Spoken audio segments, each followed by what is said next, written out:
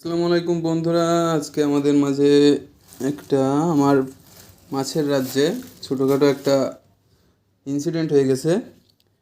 অনেক দিন ধরে, অনেক দিন না, প্রায় 1 বছর ধরে এই যে দেখতে পাচ্ছেন, এই গোল্ড ফিশটা আমার কাছে আছে। এই যে দেখেন কত সুন্দর গোল্ড ফিশটা 1 বছর ধরে আমার কাছে আছে। বাট 2-3 দিন ধরে কেমন করছিল, উল্টোপাল্টা সাঁতার কাটতেছিল। আমি ইউটিউব দেখে যা ট্রিটমেন্ট করা যায়, আমার কাছে মেডিসিন ছিল, সেই অনুযায়ী ট্রিটমেন্ট করেছি। রক সল্ট দিয়ে, তারপরে মিথাইল ব্লু দিয়ে, বাট কোনো কাজে আসেনি।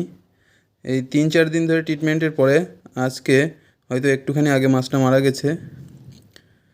আসলে দুঃখজনক, 1 বছর হয়ে গেছে মাছটা সাথে ছিল।